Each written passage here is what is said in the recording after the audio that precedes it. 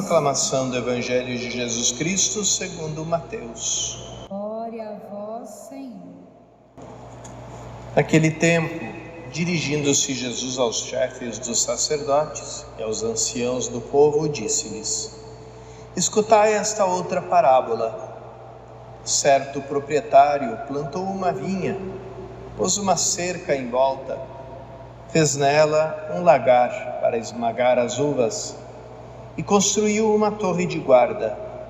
Depois, arrendou-a a vinhateiros e viajou para o estrangeiro. Quando chegou o tempo da colheita, o proprietário mandou seus empregados aos vinhateiros para receber seus frutos. Os vinhateiros, porém, agarraram os empregados, espancaram a um, mataram a outro, e ao terceiro apedrejaram. O proprietário mandou de novo outros empregados, em maior número do que os primeiros, mas eles os trataram da mesma forma. Finalmente o proprietário enviou-lhes o seu filho, pensando: ao meu filho eles vão respeitar. Os vinhateiros, porém, ao verem o filho, disseram entre si: este é o herdeiro. Vinde, vamos matá-lo e tomar posse da sua herança. Então, agarraram o filho, jogaram-no para fora da vinha e o mataram. Pois bem, quando o dono da vinha voltar, o que fará com esses vinhateiros? Os sumos sacerdotes e os anciãos do povo responderam: com certeza mandará matar de modo violento estes perversos e arrendará a vinha a outros vinhateiros, que lhe entregarão os frutos no tempo certo. Então Jesus lhes disse: vós nunca lestes nas Escrituras: a pedra que os construtores rejeitaram tornou-se a pedra angular. Isto foi feito pelo Senhor e é maravilhoso aos nossos olhos. Por isso eu vos digo: o reino de Deus vos será tirado e será entregue a um povo que produzirá frutos. Os sumos sacerdotes e fariseus ouviram as parábolas de Jesus e compreenderam que estava falando deles. Procuraram prendê-lo, mas ficaram com medo das multidões, pois elas consideravam Jesus um profeta. Palavra da salvação. Irmãos e irmãs, nós começamos a escutar na primeira leitura a história de José do Egito, e é toda ela uma figura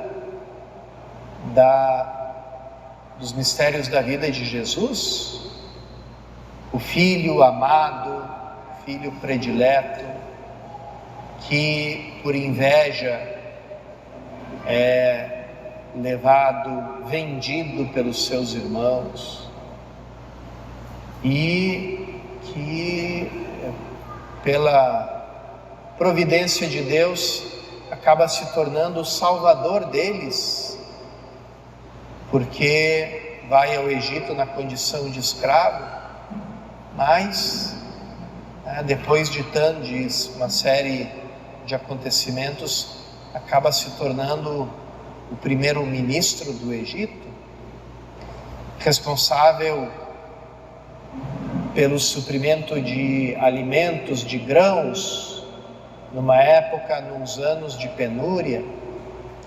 E ali naqueles anos de penúria, os irmãos de José vão até o Egito pedir grãos, para não morrerem de fome.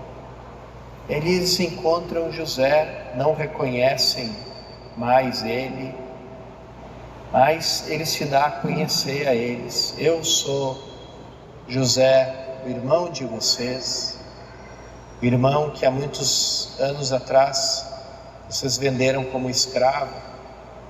Mas não se preocupem, não tenham medo, porque tudo isso era um plano de Deus, justamente para salvar a nossa família da fome, da penúria.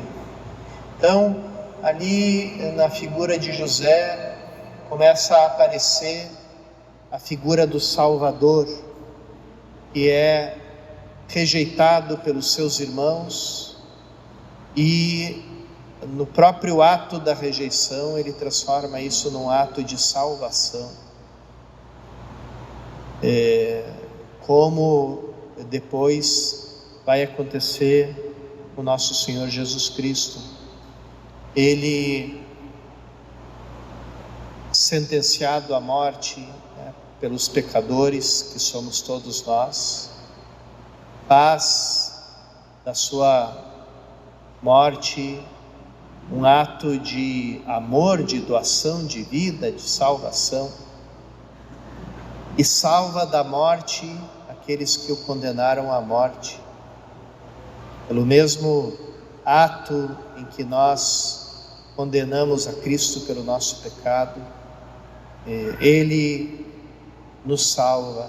Nessa cruz onde nós todos pregamos a Ele, é onde Ele oferece ao Pai a sua vida por todos nós, para que o Pai nos perdoe. Pai, perdoa-lhes porque eles não sabem o que fazem. É ali onde Ele realiza a sua obra salvadora e se realiza essa profecia que também aparece nos Salmos. Todos os Salmos têm caráter profético. A pedra que os construtores rejeitaram tornou-se a pedra angular, aquela que mantém o edifício todo unido, que não permite o edifício desmoronar. Jesus foi crucificado em cima do Calvário. O Calvário era o resto de uma grande pedreira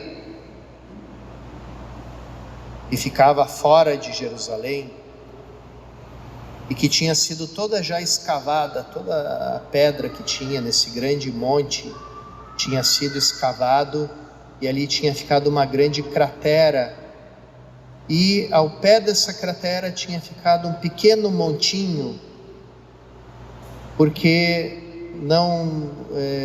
os pedreiros não gostaram daquela pedra do Calvário.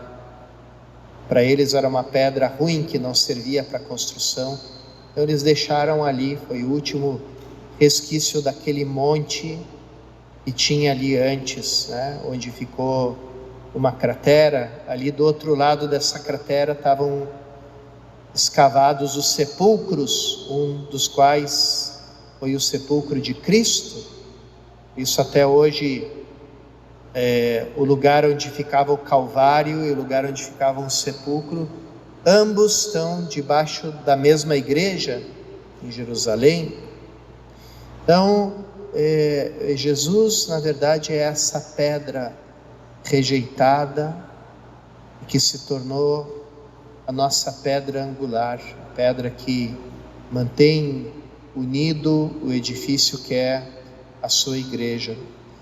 Considerando esses sinais de salvação, a gente entende que o amor de Deus é sempre mais forte que tudo.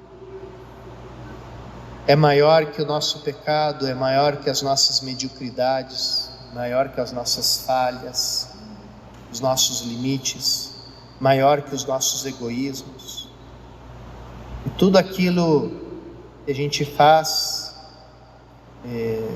e fere, por assim dizer, o coração de Deus, não tem poder suficiente para fazer com que Ele desista de nós. Ele, pelo contrário, está sempre pronto para renovar o seu amor, e em troca das nossas faltas, dos nossos pecados, quando a gente se arrepende, quando a gente volta para Ele, em troca de tudo isso Ele nos dá uma graça muito maior, porque a graça nunca é dada na medida do pecado, sempre é dada a mais. Onde abundou o pecado, superabundou a graça, diz São Paulo. Vamos então olhar com muita fé, com muito amor, muita gratidão a cruz de nosso Senhor Jesus Cristo, essa pedra que nós rejeitamos pelo nosso pecado e que se tornou a pedra angular da nossa salvação. Peçamos a Ele a graça de uma verdadeira conversão neste tempo de Quaresma.